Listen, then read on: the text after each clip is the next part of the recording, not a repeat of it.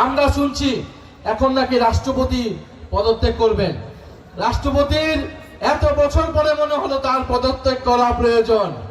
রাষ্ট্রপতি পদত্যাগ করবে না, হয়তো সরকারি রাষ্ট্রপতিকে সরিয়ে দেওয়ার পরিকল্পনা করছে। চিন্তা করে দেখুন, এই বিএনপি সরকার যারা বলে 2/3 আসন পেয়ে তারা সরকার গঠন করেছে, 5 মাসে তারা আওয়ামী লীগের রাষ্ট্রপতি পরিবর্তন করতে পারে নাই।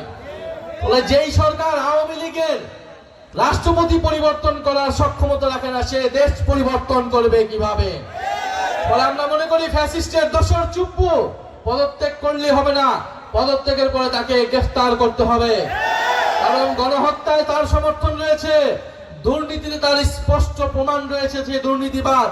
ফলে সেই ব্যক্তিকে অবিলম্বে অপসারণ করে তাকে গ্রেফতার করে বিচারের আওতায় আনতে হবে এবং একজন যোগ্য নিরপেক্ষ অভিভাবক সুলভ ব্যক্তিকে এই বাংলাদেশের জনগণ রাষ্ট্রপতি হিসেবে দেখতে চায়।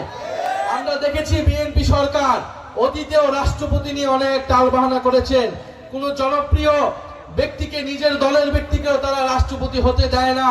তারা এতটাই ভয় পায়, সবকিছু কুক্ষিগত করতে চায়, সবকিছু নিয়ন্ত্রণ করতে চায়।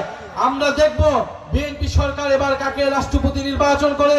কোন অযোগ্য লোককে রাষ্ট্রপতি যদি নির্বাচন করে, জনগণের এই সরকারের উপর তো কোনো আস্থা নেই, আরো সম্পূর্ণ রকমভাবে সকল আস্থা চলে যাবে।